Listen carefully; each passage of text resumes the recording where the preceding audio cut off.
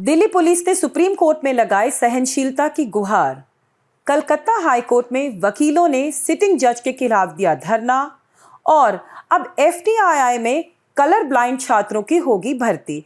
नमस्कार, मैं भद्रा सिन्हा और मैं अपूर्वा मंधानी और हम आपके सामने एक बार फिर कोट अनकोट का ये एपिसोड लेके आए हैं। जैसे कि आप जानते हैं, इस शो पर हम आपको पिछले हफ्ते हुई बड़ी कोर्ट की खबरों के बारे में बताते हैं। इस बार जो हमारे पास आपके लिए सबसे पहली खबर है वो आ रही है सुप्रीम कोर्ट से, जहां दिल्ली पुलिस ने सहनशीलता और हमारे freedom of speech and expression, हमारी अभिव्यक्ति की स्वतंत्रता के अधिकार की बात की है।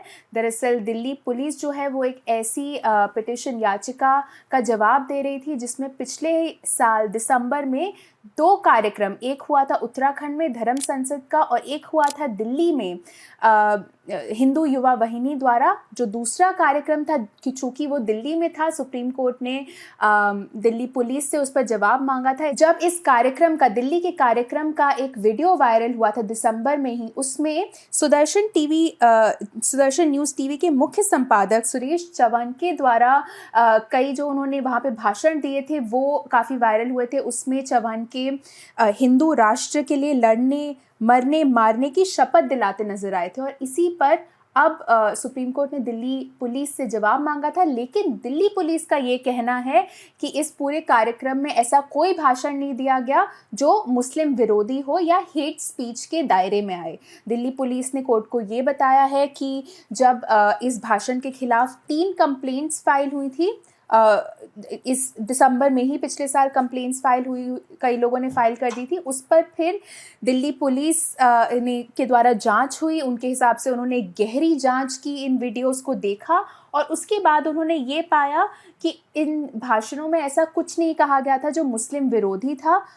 इसके अलावा दिल्ली पुलिस ने right to freedom of expression, speech and expression और ये की बात की और कोर्ट ने ये भी कहा कि हमें we must practise tolerance. Court ने कहा कि हमें सहनशीलता दिखानी चाहिए थोड़े इन मामलों में, और इसलिए उन्होंने जो कंप्लेंट्स फाइल हुई थी उनके सामने उन्हें बंद कर दिया और उन्हें नहीं लगता कि इन केसेस में, एटलीस्ट दिल्ली के केसेस में, किसी भी तरह की कानूनी कार्रवाई होनी चाहिए। जी अपूर्वा, जैसे आपने बताया, दिल्ली पुलिस ने इसमें बहुत ही गहरी जांच करी। उन्होंने सारे वीडियोस को जो है स्क्रूटिनाइज किया और हर वीडियो को और हर स्पीच को सुनने के बाद उन्होंने यही कंक्लूजन निकाला कि किसी ने भी वहाँ पे कोई भड़काऊ भाषण नहीं दिया, ऐसा भाषण जो आगे जाके किसी तरीके का वायलेंस उसकी वजह से हो। तो चूंकि इस तरीके का भाषण वहाँ पे नहीं दिया गया था, इसलिए दिल्ली पुलिस ने इसमें अपनी जांच जो है अभी के लिए रोक दी है। इस पे और आगे वो जांच नहीं करेगी। इसके साथ साथ, जैसे अपूर्वा ने बात करी, दिल्ली पुलिस ने अपने एफिडेविट में इस बात की भी जिक्र करी है कि जो ये पूरा मामला था, इसमें एक पर्टिकुलर धर्म के खिलाफ कुछ भी नहीं बोला गया था, मगर एक धर्म को बचाने की बात करी गई थी, एक एथनिक कम्युनिटी को बचाने की बात कही गई थी। तो इसीलिए दिल्ली पुलिस का मानना ये है कि जो टॉलरेंस है, जो freedom of speech and expression और टॉलरेंस की बात करी जाती है हमारे संविधान में, वो ही बात जो है पिटिशनर्स पे लागू होनी चाहिए। तो थोड़ी बहुत सहनशीलता और जो इंडिपेंडेंस है लोगों को दी गई है फ्रीडम ऑफ स्पीच और एक्सप्रेशन को लेके, उसको जो है एक तरीके से अपनाना चाहिए और मानना चाहिए। साथ साथ जो है उन्होंने पिटिशनर्स के खिलाफ भी कुछ बोला है। उन्होंने ये बोला कि पिटिशनर्स ने इस तरह की पिटिशन लगा के, इस तरह की याचिका लगा के जो सुप्रीम कोर्ट का एक प्लेटफॉर्म है उसको मिसयूज किया है, क्योंकि इस पूरे इंसिडेंट में ऐसी कोई बात उभर के नहीं आ रही जो ये दिखा सके कि इन भाषण की वजह से उस एरिया में या उसकी वजह से दिल्ली में कोई झगड़ा हो सकता था। तो इसी वजह से उन्होंने बोला है कि इस याचिका को एंटरटेन नहीं करना चाहिए और उनका ये मानना है कि याचिकाकर्ता ने केवल एक आइसोलेटेड इंसिडेंट उठा के उसको बड़ा चढ़ा के जो है सुप्रीम कोर्ट के सामने पेश किया है। तो जहां तक दिल्ली पुलिस का सवाल था, दिल्ली पुलिस ने अपने जवाब में ये सब सुप्रीम कोर्ट को बताया है। पिछले हफ्ते इस पूरे मामले में सुप्रीम कोर्ट में सुनवाई हुई थी।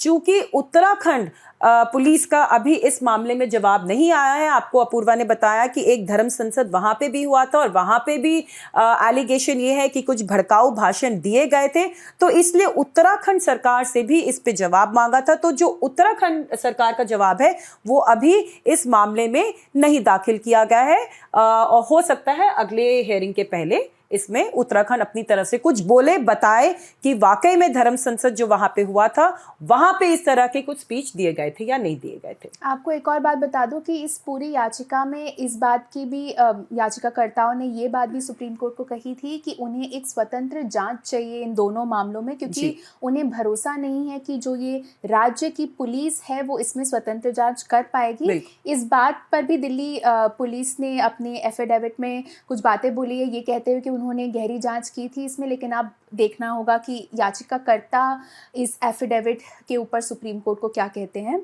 अब जो दूसरा हमारे पास आपके लिए केस है वो कलकत्ता हाई कोर्ट से आ रहा है। कलकत्ता हाई कोर्ट में आपको बता दूं पिछले कुछ समय में रिपोर्ट्स के मुताबिक पिछले 3 हफ्ते में 7 ऐसे अलग अलग केसेस हैं जिसमें कलकत्ता हाई कोर्ट ने सीबीआई को जांच सौंप दी है।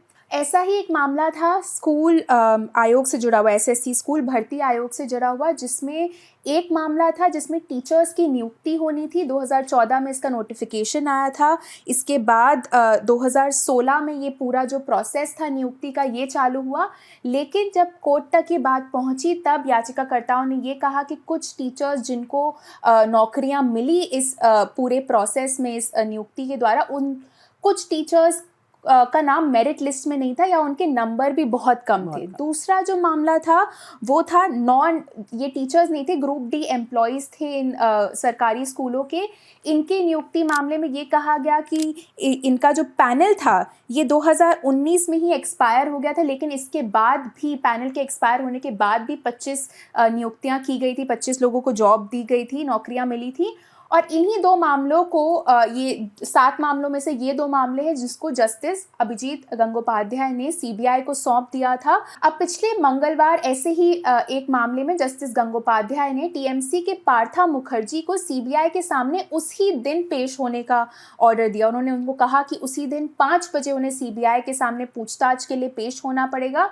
तुरंत इस फैसले को, इस ऑर्डर को चैलेंज किया गया और आधे घंटे के अंदर अंदर एक 2 जज की बेंच ने इस ऑर्डर पर स्टे लगा दी। अब इस ऑर्डर पे अब भी स्टे है, लेकिन मंगलवार से ही कलकत्ता हाई कोर्ट के बाहर टीएमसी समर्थक और कुछ वकील भी जो टीएमसी समर्थक है उन्होंने जस्टिस गंगोपाध्याय के कोर्ट के बाहर धरना दिया। और बाकी आरोप ये है कि उन्होंने कई बाकी वकीलों को भी उनके कोर्ट के अंदर जाने से रोका। बिल्कुल अपूर्वा, दरअसल ये जो पूरा मुद्दा है एसएससी स्कैम, ये बहुत ही विवादित हो चुका है कलकत्ता में, और इसमें जुडिशरी में भी थोड़ी खलबली सी मची हुई है। जैसा आपने बताया कि ये पूरा मामला सीबीआई को सौंपा गया है और सीबीआई इसमें जांच कर रही है और जस्टिस गंगोपाध्याय ने इसमें ऑर्डर दिया था सीबीआई जांच का। अब ये इन्हीं कुछ मामलों में जो है कुछ लोगों ने जस्टिस गंगोपाध्याय के ऑर्डर के खिलाफ अपील भी लगाई हुई है। तो ऐसा ही एक मामला था जिसमें जस्टिस गंगोपाध्याय ने सीबीआई से एक रिपोर्ट भी मांगी थी, और जब इस ऑर्डर पे अपील लगाई गई तो जो 2 जजों की बेंच थी उन्होंने अपील को एक तरीके से अपील के को सुनने के बाद जस्टिस गंगोपाध्याय के ऑर्डर पे एक तरीके से रुकाव लगा दिया था और ये कहा था कि सीबीआई अगर अपना इसमें स्टेटस रिपोर्ट देना चाहती है, मतलब कि दे तो एक सील्ड कवर में दे, ओपन कवर में ना दे। तो उसको लेके जस्टिस गंगोपाध्याय ने ओपन कोर्ट में जो सीनियर बेंच है, जो सीनियर जजेस थे उस बेंच के, उनके खिलाफ काफ़ी कुछ बोला था। उन्होंने बोला कि ये जो सीक्रेट तरीका है सील्ड कवर रिपोर्ट जो है स्टेटस रिपोर्ट देने का, उनको ये पूरा मामला इस तरीके से समझ में नहीं आता, क्योंकि उनके हिसाब से यदि इस मामले में जांच चल रही है तो वो ओपन होनी चाहिए थी। फिर उन्होंने एक चीज़ और बोली जिस पे उन्होंने ऑब्जेक्शन भी रेज किया। ये पूरी जो उनकी तरफ से ये जो बातचीत हो रही थी पूरे ओपन कोर्ट में हो रही थी, तो इसमें कोई ऐसी कोई छुपी हुई बात नहीं है, सारे लॉयर्स ने वहाँ पे खड़े होकर सुना। दूसरी बात उन्होंने ये बोली कि इस एसएससी स्कैम में उनके काफ़ी ऑर्डर्स को लेके जो हायर बेंचेस हैं वो स्टे कर रही हैं, और क्यों कर रही हैं उनको अभी तक इस मामले में इसका जो है उनको समझ में नहीं आया। उन्होंने एक और बात बोली कि उन्होंने इस मामले में जो है चिट्ठी चीफ जस्टिस ऑफ इंडिया को भी लिखी है और कलकत्ता हाई कोर्ट के चीफ जस्टिस को भी लिखी है, मगर वो चिट्ठी अभी तक किसी के हाथ नहीं लगी है। तो उस चिट्ठी के कंटेंट्स क्या है हमें नहीं मालूम। इसके बाद एक और जो एक इंटरेस्टिंग चीज ये हुई थी कि एसएससी स्कैम से जुड़े एक मामले में लगातार एक ही दिन 5 बेंचेस ने रिक्यूज किया था, मतलब कि वो मामला सुनना ही नहीं चाह रहे थे। सुबह से लेके शाम तक 5 बेंचेस ने इस मामले को सुनने से मना कर दिया था। फिर फाइनली एक बेंच ने जो है अपील पे नोटिस लगाया। अब ये रिक्यूजल क्यों किया गया था इसका भी कारण किसी को नहीं मालूम। तो ये जो एसएससी स्कैम और अब जो है ये लॉयर्स की जो धरना आ गया है, और कहते यही है कि जो जितने भी लॉयर्स इस धरने में मौजूद थे वो सारे टीएमसी के, यानी कि जो रूलिंग पार्टी है उसके मेंबर्स हैं। और इस धरने को लेकर, इसी धरने के बाद जो है जो वेस्ट बंगाल के जो गवर्नर हैं उन्होंने चीफ मिनिस्टर को चिट्ठी लिखी कि इस तरीके का नजरिया जो है ये गलत है, इस तरीके से लॉयर्स को, वकीलों को एक सिटिंग जज के खिलाफ धरना नहीं देना चाहिए था और बाकी वकीलों को अंदर जाने से रोकना नहीं दिया। तो ये पूरा जो एसएससी स्कैम मामला है ये एक तरीके से जो वेस्ट बंगाल की सरकार है और जो जुडिशरी है उसमें जो कॉन्फ्रंटेशन है उसको दिखाता है। अब ये कहाँ तक, किस लेवल तक जाएगा, इसमें क्या कुछ सीनियर जजेस इंटरवीन करेंगे या नहीं करेंगे, ये अब हम आगे ही बता पाएंगे। एक और आपको बात बता दूं कि जैसे ही कोई जांच, कोई कोर्ट सीबीआई को सौंपता है, सीबीआई जो कि एक केंद्रीय जांच एजेंसी है, तो ये एक तरह से जो राज्य की जांच एजेंसियां होती हैं उस पर विश्वास की कमी का संकेत माना जाता है। तो ये भी एक वजह हो सकती है जिसकी वजह से इन वकीलों ने और टीएमसी समर्थकों ने कोर्ट के सामने धरना दिया, क्योंकि जैसे कि मैंने आपको बताया पिछले 3 हफ्ते में 7 ऐसे केसेस हैं जिनको सीबीआई को सौंपा गया है राज्य की जांच एजेंसियों से लेकर। एक तरीके से बहुत ही बड़ा झटका है जो वहाँ की सरकार है उसके जो इन्वेस्टिगेटिंग या जो लोकल पुलिस, जैसे आपने बताया, जो लोकल पुलिस या लोकल पुलिस की जो इंडिपेंडेंस को लेके एक बहुत बड़ा सवाल उठाती है। तो इसी को लेके शायद जो टीएमसी के जो लॉयर्स हैं वो नाखुश हैं और धरने पे बैठ चुके हैं। बिल्कुल। तीसरा जो हमारे पास आपके लिए केस है वो सुप्रीम कोर्ट से आ रहा है। काफ़ी अच्छी खबर है ये। सुप्रीम कोर्ट ने ये कहा है कि एफटीआई जो कि पुणे में film and television institute of India है, उसमें अब कलर ब्लाइंड छात्रों को भी भर्ती मिल सकती है। अब कलर ब्लाइंडनेस आपको संक्षेप में बता दूं, ये एक ऐसी कंडीशन होती है, ऐसी स्थिति होती है जिसमें अगर किसी को कलर ब्लाइंडनेस है तो वो कुछ रंगों के बीच फ़र्क नहीं समझ पाते। उन्हें दिखता सब कुछ साफ साफ है लेकिन सिर्फ कुछ रंगों के बीच फ़र्क करने में उन्हें थोड़ी मुश्किल होती है। अब ये जो पूरी लड़ाई है ये पटना निवासी आशुतोष कुमार ने 2015 से लड़ रहे हैं। वो दरअसल एफटीआई के एक पीजी डिप्लोमा कोर्स में एंट्री चाहते थे, एडमिशन चाहते थे, लेकिन उन्होंने सब टेस्ट भी पास कर दिए। जब वो डॉक्टर के पास जांच के लिए गए तब पता चला कि उन्हें कलर ब्लाइंडनेस है और इस बात को लेकर उन्हें इस इंस्टीट्यूट में एडमिशन नहीं मिला। इसके बाद वो बॉम्बे हाई कोर्ट भी गए। बॉम्बे हाई कोर्ट ने उनकी याचिका खारिज कर दी, जिसके बाद वो सुप्रीम कोर्ट पहुंचे। और अब सुप्रीम कोर्ट से एक बहुत ही संवेदनशील एक तरह से ऑर्डर आया है जिसमें कोर्ट ने ये कहा है कि कोर्ट ने पहले एक 7 मेंबर की कमेटी भी इसमें नियुक्त की। बहुत ही अच्छी तरह से कोर्ट ने इस केस पूरे मामले को सुना। उसमें उन्होंने जो कमेटी नियुक्त की उसमें फिल्म निर्देशक थे, फिल्म संपादक थे, कलरिस्ट थे, एक तरह से रंगकर्मी थे, पाठ्यक्रम निर्माता थे, नेत्र योग विशेषज्ञ थे, एडवोकेट्स थे। तो एक बहुत ही अच्छी उन्होंने 7 मेंबर की कमेटी बिठाई इस पे, और इस कमेटी ने ये कोर्ट को कहा कि कलर ब्लाइंड लोगों को भी एडमिशन मिलना चाहिए एफटीआई में, और इसी कमेटी की रिपोर्ट को अब मानते हुए कोर्ट ने ये आदेश जारी किया है। बिल्कुल। और अपूर्वा, ये केवल फिल्म एडिटिंग कोर्स में नहीं होगा, जितने भी कोर्सेज एफटीआई अभी ऑफर करती है सारे कोर्सेज में जो है कलर ब्लाइंड छात्रों को एडमिशन दिया जाएगा। दरअसल 5 कोर्स थे एफटीआई में जिनमें ये कलर ब्लाइंड छात्र अप्लाई नहीं कर सकते थे, मतलब कि उनको नहीं लिया जाता था। सिनेमेटोग्राफी था, electronic cinematography, art direction, production design और एडिटिंग। तो ये 5 कोर्सेज थे जिनमें कलर ब्लाइंड छात्रों को भर्ती नहीं दिया जाता था। तो अब सुप्रीम कोर्ट के इस ऑर्डर के बाद जो है एफटीआई को ये सारे कोर्सेज अब खोलने पड़ेंगे।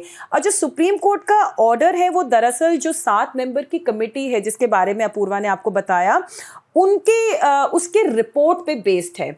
अब ये कमेटी जो है दिसंबर में कॉन्स्टिट्यूट की गई थी। आशुतोष कुमार जो है सुप्रीम कोर्ट 2017 में आए थे, जब बॉम्बे हाई कोर्ट ने उन्हें कोई रिलीफ देने से मना कर दिया था। तो 2017 से जो है वो इस पूरे मामले को सुप्रीम कोर्ट में लगातार परस्यू कर रहे थे और फाइनली दिसंबर 2021 में सुप्रीम कोर्ट ने इसमें कमेटी बिठाई। कमेटी ने 10 दिन पहले ही इस पूरे मामले में रिपोर्ट दी और फिर पिछले हफ्ते जब इसकी हियरिंग हुई तो जो एफटीआईआई के जो लॉयर थे उन्होंने काफ़ी अपनी तरफ से कोशिश करी कि जो कमेटी की रिपोर्ट है उसको कोर्ट एक्सेप्ट ना करे। अब कमेटी ने अपनी रिपोर्ट में एक बात ये बोली कि जो ये कोर्स है जिसके लिए आशुतोष कुमार अप्लाई कर रहे थे उसमें एक कलर ग्रेडिंग मॉड्यूल है जिसकी वजह से उनको एडमिशन नहीं मिला। अब वो जो कलर ग्रेडिंग मॉड्यूल है वो पूरा जो मॉड्यूल का जो ड्यूरेशन है वो केवल 20 मिनट का है और वो पूरे फिल्म एडिटिंग कोर्स में उसकी जो मार्क्स हैं वो सिर्फ 2 नंबर का है। तो जो कमेटी का ये मानना था कि कलर ग्रेडिंग मॉड्यूल की ज़रूरत नहीं है इस पर्टिकुलर कोर्स में, इसलिए इसको या तो ख़त्म कर दिया जाए या इसको इलेक्टिव बना दिया जाए। जो करना चाहता है वो पढ़े, जो नहीं पढ़ना चाहता उसको परमिशन मिलनी चाहिए। तो इसी बात को एक्सेप्ट करते हुए सुप्रीम कोर्ट ने अपना ऑर्डर दिया। इसमें एक जो बड़ी इंटरेस्टिंग बात ये है अपूर्वा, कोर्ट के जो ये बेंच को हेड कर रहे थे जस्टिस संजय किशन कौल, उन्होंने एक बहुत ही इंटरेस्टिंग बात ये बोली। उनका ये मानना है कि जो ये फिल्म मेकिंग है ये एक कला है और कला एक ऐसी चीज़ है जो किसी सीमा में बंद नहीं सकती। और फिल्म मेकिंग ऐसा नहीं है कि केवल एक ही व्यक्ति करता है, उसमें वो एक टीम एफर्ट है। तो अगर एक व्यक्ति में किसी चीज़ की कमी है तो वो किसी के असिस्टेंस से या किसी की हेल्प से उस कमी को ओवरकम कर सकता है। तो ऐसा नहीं है कि अगर आशुतोष कुमार कलर ब्लाइंड है तो उनको कोई कहीं और किसी और से हेल्प नहीं मिल सकती एडिटिंग करने में। अच्छा, और दूसरा क्या होता है कि फिल्म एडिटिंग में जो कलरिंग होती है वो एक पोस्ट प्रोडक्शन मैकेनिज्म है, उसमें जो है किया जाता है, जिसके लिए एक फिल्म एडिटर को ये समझना ज़रूरी नहीं है कि कलर्स एग्जैक्टली क्या हैं। तो ये सारी बातें जो है इन सारी बातों को कंसिडर करने के बाद सुप्रीम कोर्ट ने जो है अपना ये फैसला सुनाया है और एफटीआईआई के जो डोर्स हैं वो अब फाइनली कलर ब्लाइंड स्टूडेंट्स के लिए खोले हैं। और जहां तक आशुतोष कुमार का सवाल है, चूंकि बहुत समय निकल चुका है, 2015 में उन्होंने एडमिशन लिया था, मगर आशुतोष कुमार का ये कहना है कि उन्होंने 6 महीने के लिए इस कोर्स में पार्टिसिपेट किया था। तो इसको सुनने के बाद अब कोर्ट अब ये डिसाइड करेगी कि क्या आशुतोष कुमार वापस एफटीआई जाके अपना कोर्स पूरा कर सकते हैं या नहीं। तो इस मुद्दे पे एफटीआई अब सुप्रीम कोर्ट को जवाब देगी। बिल्कुल, जजमेंट काफ़ी नए लोगों के लिए एफटीआई के दरवाजे खोल देगी, जो बहुत ही अच्छी खबर है जी। चलिए, हमारा ये एपिसोड आज यहीं ख़त्म होता है। आशा करती हूँ आपको हमारा शो पसंद आ रहा हो। अगर इन केसों से या बाकी किसी केसों से भी जुड़े आपके दिमाग में कुछ सवाल हो तो हमें कमेंट सेक्शन में ज़रूर बताएं और हम पूरी कोशिश करेंगे कि हम आपके ज़्यादा से ज़्यादा सवालों का जवाब दे पाएँ। हमसे जुड़ने के लिए बहुत बहुत धन्यवाद। धन्यवाद।